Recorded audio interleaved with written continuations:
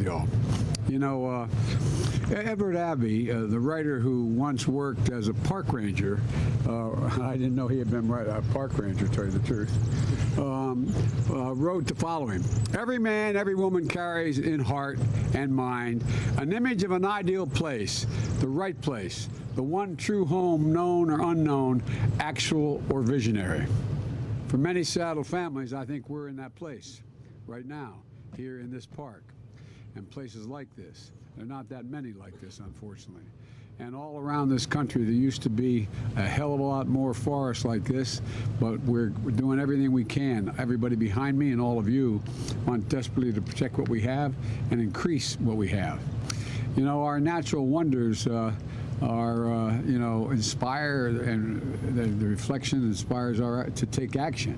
You know, my mother had an expression, and I apologize to my colleagues. They've heard me do two things my whole career: quote my mother and father, and quote Irish poets.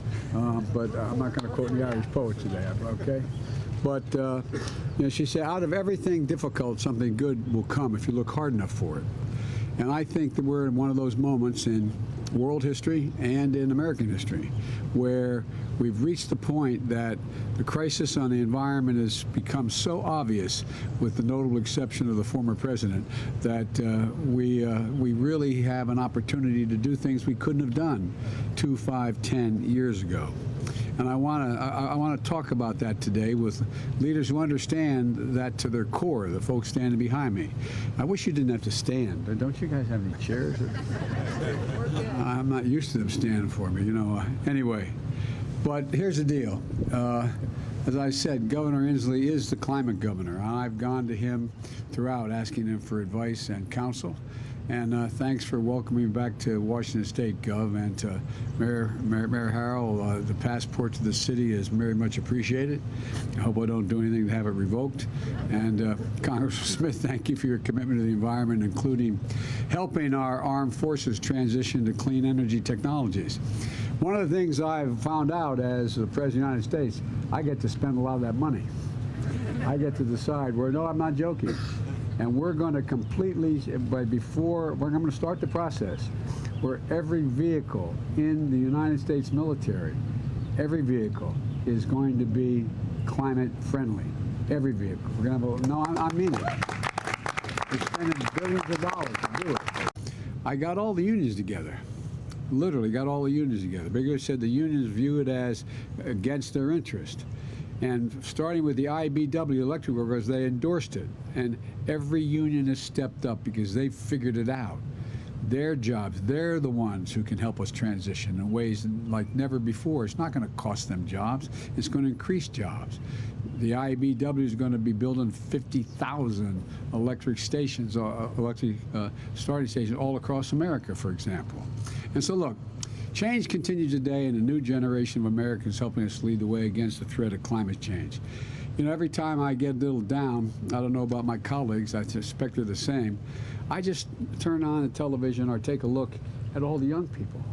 This young generation is not going to put up with all this stuff. No, they're not. I mean, they are really, really energized, whether it's basic human rights or it's the environment. They're just not stopping. And from day one of my administration, we've stood with them. Governor, I hate to admit it, but I was part of that early Earth Day. I was only 7 years old, but God, oh my Lord, I can't admit I said that. But anyway, it's been a passion of mine as long as I've been involved in public life. The first thing, what got me involved in politics, not that it matters to you all, but I was thinking about it on the way over here. I was a young attorney in Delaware, and they wanted to, across the top of my state, they wanted to connect two highways, and it's through what is the most beautiful part of the state. But instead of being willing to do it in an area that in fact had no consequence for the environment, they decided to put it through areas that were straighter but more damaging. And I got involved to try to stop the construction of that highway, which I did. That's what got me involved. And it caused me great problems because I ended up having to run for the county council, which was the hardest job I ever had. I didn't want it. At any rate, but as a matter of fact, in 1986 in the United States Senate, I introduced and we passed the first Global Climate Protection Act, the first time, and it was a warming legislation in the Senate. And on Earth Day, you know, we convened last year over 40 leaders from around the globe, reasserting America's leadership on climate after 4 years of administration denying that there was a climate crisis, denying that there was any need to do anything about the environment. And the commitments galvanized at that meeting, including our own goal of cutting emissions from 50 to 52% below 25 levels by 2030 and reaching net zero emissions by 2050, taking the steps the United States needs to limit the planet's warming to no more than 1.5 degrees Celsius, and the rest of the world started to come along. We did more than set bold goals, we acted to achieve them. Last year, with all the disappointments we faced, but last year the United States deployed the most solar, wind, and battery storage in American history. And we made record-setting investments in clean energy in rural America. For example, we have a $1 billion program that no one knows about except the Department of Agriculture, the grants and loans for farmers and rural co-ops to deploy solar and storage and power lines to carry clean energy across the country. We're investing in technology so you can heat and cool your home when the sun doesn't shine and the wind doesn't blow, because out here in Silicon Valley you're developing the battery technology. They showed me one that's about a little bit wider than this podium, about that thick and about this wide, that in fact you can install in your home, and when the sun ain't shining, that stored electricity runs the whole deal. And by the way, windmills don't cause cancer. And across the country, we have enough clean energy capacity to power now 56 million homes. Now, here's what we're doing with automobiles. I'm an automobile buff. I have a 68 Corvette that does nothing but pollute the air, but I don't drive very much. I brought together the automobile manufacturers. And Mary Barry, who runs General Motors, is a fine person. At the time, she was suing the state of California, General Motors, for their increased mileage requirements that exceeded the federal standard. I mean, the federal standard. And the argument General Motors was making was you couldn't exceed the federal standard locally. And we had a long talk. And I didn't suggest it, but she dropped that suit and contacted me and said, I'm going to make a commitment. I brought together the American automobile industry and they agreed on an ambitious goal, 50% electric vehicles by sales by year 2030. That's the commitment that they made. I didn't make it for them. They made it because they've realized what the future is. I saw it when I drove Ford's all-electric 150 pickup truck, which I might add, which was disappointing. It's faster than my Corvette. You think I'm kidding? It's a 4.2. You know, although I did suggest if I'm out of office and they have the first electric Corvette, I want to buy it. But at any rate, you know, when I drove the electric Jeep Wagoneer around South Lawn of the White House. You know, to date, automakers have announced investments of more than $100 billion in EV manufacturing. $100 billion. That's along with us setting ambitious standards to cut pollution in cars and trucks, to boost fuel economy standards, which we're going to be announcing very soon, upping the mileage requirement for the minimum mileage requirement. But that's not all. The bipartisan infrastructure law, which the folks behind me are the reason why that occurred, I signed, provides billions of dollars for a nationwide network of 500,000 charging stations. 500,000. And with electric school buses, by the way, down in North Carolina, you should see the factory down there. These buses, they have electric vehicles. It has a platform, folks, from me to you, about that thick, weighs about 6 zillion pounds, no engine, nothing else, that's it. But it's all electric, all electric. And guess what? We're going to eliminate tens of thousands of diesel school buses, which pollute the air and pollute the lungs. And look, industry, this industry and union workers are all stepping up. And there's a lot more. Here in Washington State, you're going to triple the federal commitment to your link. We're going to triple the federal commitment to your Link Light rail system, speeding progress in the largest transit. As my colleagues in the Senate will recall I was referred to as Mr. Amtrak. I've taken over 1,200,000 miles in Amtrak commuting every single day. You think I'm joking? For 36 years, every single day the Senate was in session to go home and see my kids.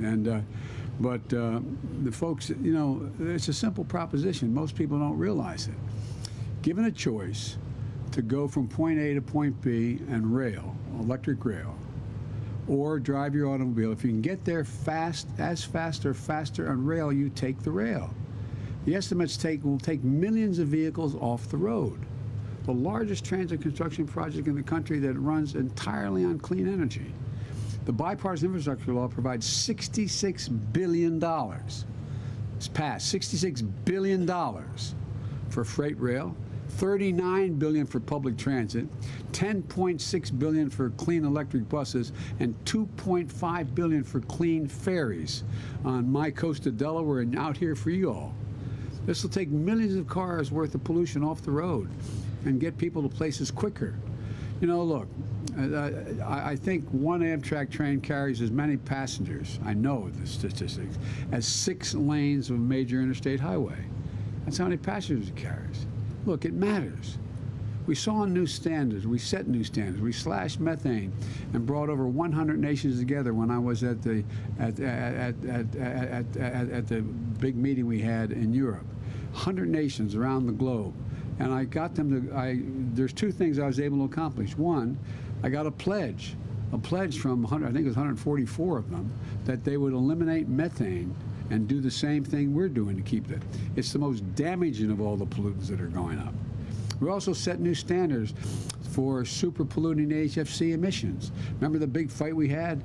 I know because when I almost lost an election because the DuPont company makes the long story. Anyway, but look, we set new standards for cleaner cement.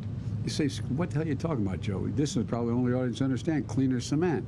Cement is an incredible pollutant, an incredible pollutant.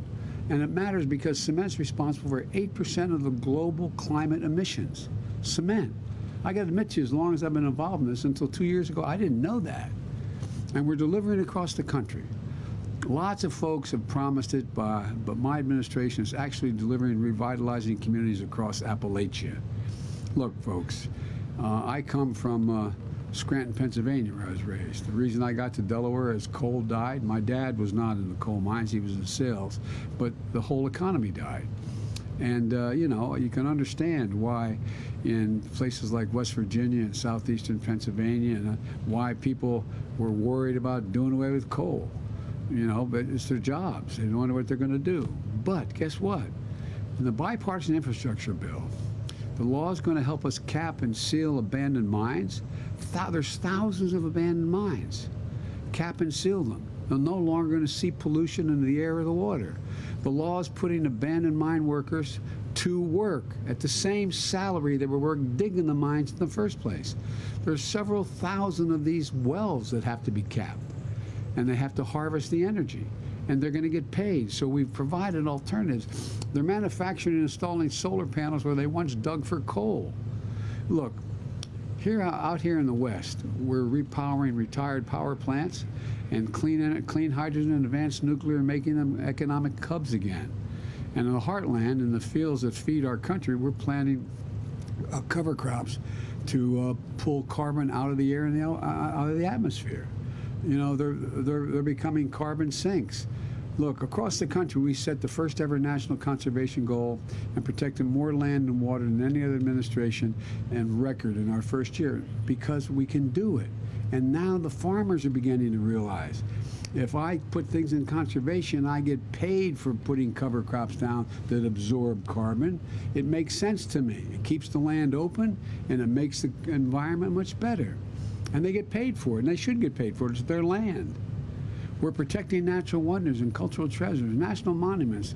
I remember a little girl came up to me with her, I don't know how it happened, but I was walking outside, and a woman came up with a little girl and she said, "Mr. President, please protect Bears Ears." I said, "I beg your pardon, honey?" She said, "Please protect Bears Ears." I said, "Bears Ears?" She said, "Yes." And I knew what Bears Ears was because I've tried to take my kids to almost every national park. And I said, okay, honey. She said, promise me, promise me. And we did. Bears ears, forests like this August forest. And by the way, we got some of the conservative Republicans to support it in their state. We got some support for it. And now we're working to restore the salmon runs here in the Northwest. Look, we're putting America on the cutting edge. We've approved the first commercial-scale offshore wind project in federal waters, which has already broken ground, with U.S. workers and U.S. Steel going to be building these facilities. By the way, I was up in Colorado and looking at the facilities we have there. You know, we now have windmills that the blades in those windmills 102 yards long. Hear me? 102 yards long. They can be placed way out in the ocean. And, you know, and by the way, I made it clear to my friends up in Nantucket in that area, I don't want to hear any more about you don't like looking at them. They're pretty. But seriously, it's incredible, the breakthroughs that they're making. Once you tell a nation that we can do this, go do it, it's amazing what happens. It's amazing what happens. We've launched the first ever commercial flight powered by 100% sustainable aviation fuel. Lifted off with fuel grown here in America. Grown in America. We set the first net zero commitments for U.S. steel companies. And now we're rewarded for clean production through our first ever international carbon-based trade deal, which makes clean American steel cheaper to buy than dirty steel from other countries. And we're making it clear to the rest of the world that's what we're going to do. We put environmental justice at the center of what we do, addressing the disproportionate health, environmental, and economic impacts that have been borne primarily by communities of color, places too often left behind. I grew up when coal died in Scranton. We moved to Delaware. My dad had grown up. We moved to a little steel town called Claymont, Delaware, which is right that arch that goes up into the Pennsylvania area there. And it's near a place called Marcus Hook, where there were more, at the time, more oil refineries than Houston, because of 10 million people in that Delaware Valley up there. And when I went to a small little school, that was about a mile from the apartment complex we lived in, and a little school called Holy Rosary. And you couldn't walk to school because although it was a 4-lane access highway, it was just too dangerous to cross some of the streets. And my mother would get in and when it came it came the fall, this is the God's truth.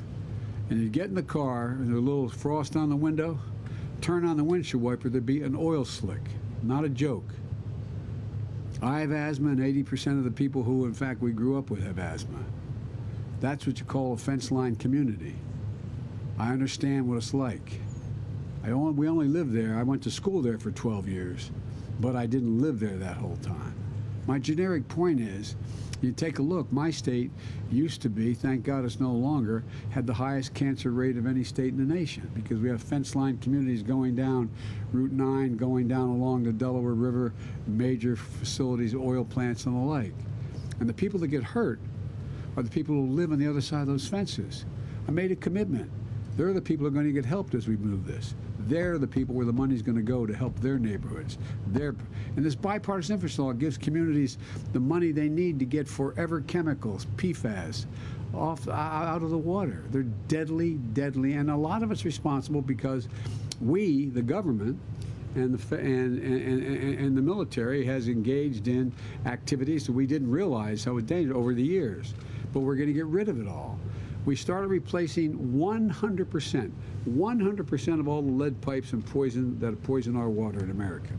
400,000 schools and daycare centers. The kids can't turn on that water without getting worried about whether there's lead in that water. 10 million homes in America, and here in this city, in this state. Because every American, every child should be able to turn on a faucet and drink clean water, which will also create thousands of good-paying jobs for plumbers and pipe fitters and others.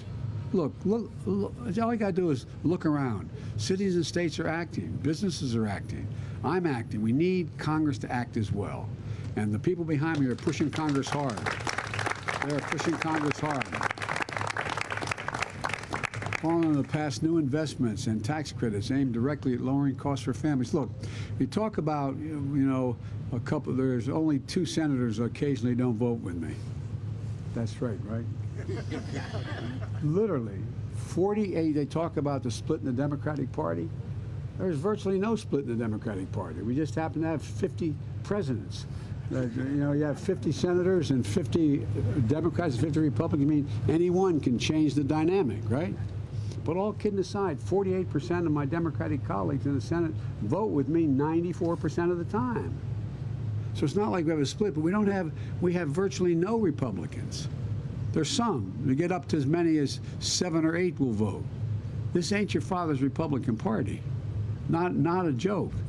All you got to do is look what is being played this morning about the tape that was released. Anyway, but all kidding aside, this is a MAGA party now. It's, you got the senator from Texas and others. These guys are a different breed of cat.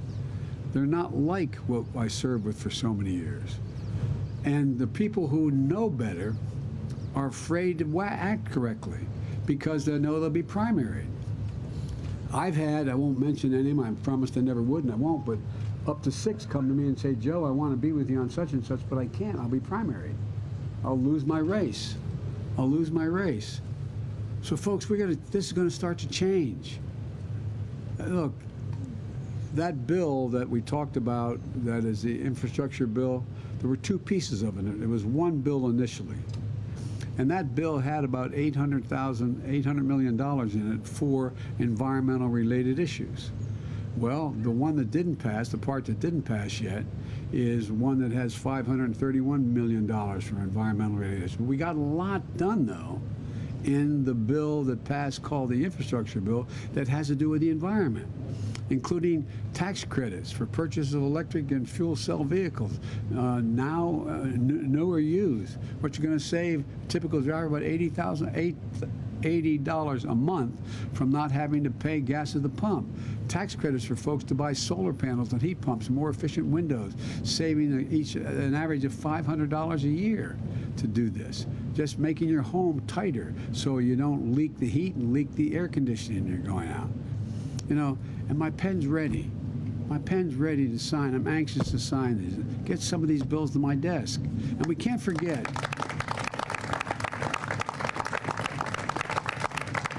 We can't forget that achieving our ambitious climate goals is going to require nature itself to play a role. If you compare the map of North America in 1620, and we have some of these maps, with America today, you'll see much of how much we've devastated our forest.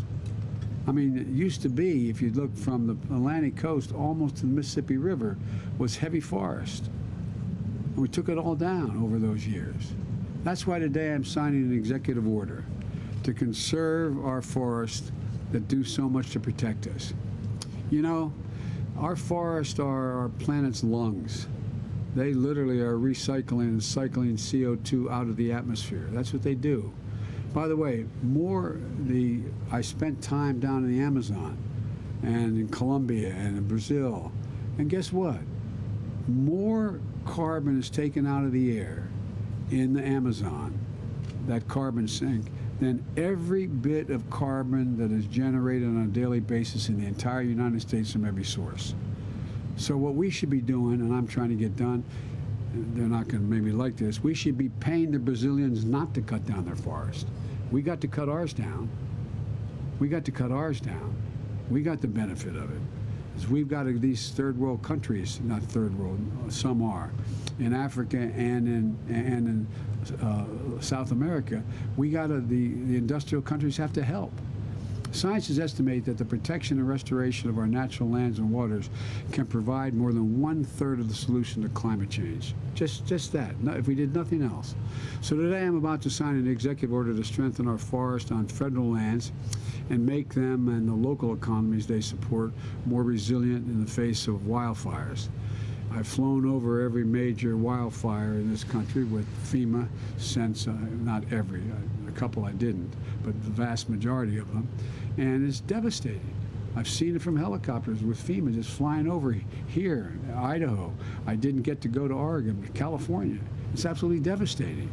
So we're going to work with state and local and tribal governments to map, catalog, and then conserve old-growth forests on our public lands. These are the forests. We're going to do this. These are the forests that store, sequester incredible amounts of carbon and help us fight climate change. The forests that are home to majestic trees like the ones here in this park's magnificent forest. You know, the executive order I'm going to sign is going to make good on the international forest protection commitments from the proposal I made in Scotland at Glasgow 26. I got 140 countries to sign up and say that together we represent 90% of the world's forests. And this includes our own effort to crack down on trafficking of illegal logged wood and products like the ones illegally deforesting areas around the world. In addition to that, I put in the bipartisan infrastructure bill that we're going to plant 1.2 billion trees. 1.2 billion trees across this country to begin the vital work of reforesting America. It makes sense, and it also makes a big difference, including in our cities and on our city streets. The executive order also recognizes that when it comes to protecting our communities from floods and storms, nature can help us as well. For example, when it comes to stopping flooding, sometimes a wetland is more effective than a seawall. I live along a state where it's only average 3 feet above sea level, the state of Delaware, the Delaware River, the Delaware Bay, and the Atlantic Ocean. Well, you saw what happened, by the way, down in the Gulf. You saw what happened in Louisiana when they had that. You know, it matters whether or not there's a wetlands. They're significantly more consequential than seawalls. In order to help bring more of those nature-based solutions into our planning, we have to move quickly. And with this executive order on Earth Day, we're also showing this moment of maximum threat and urgency can also be a moment of enormous hope and enormous opportunity. You know, that we carry in heart and mind the image of the ideal place, the right place, the one true home, known or unknown, actually visionary. I know you all feel it. You wouldn't be sitting here in cold with your coats not on if you didn't. So I'm not going to sign this executive order, and I think we're going to make, I just think this is the beginning of a new day. We're going to just have to overtake the opposition on this. I really mean it. So thank you all for being here. I'm going to sign this executive order.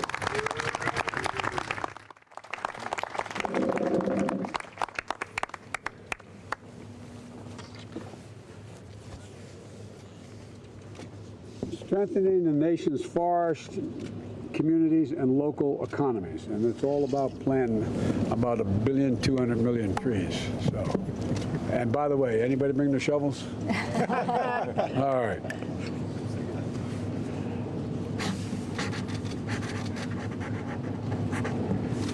Is this a state park or is this a city park? City park.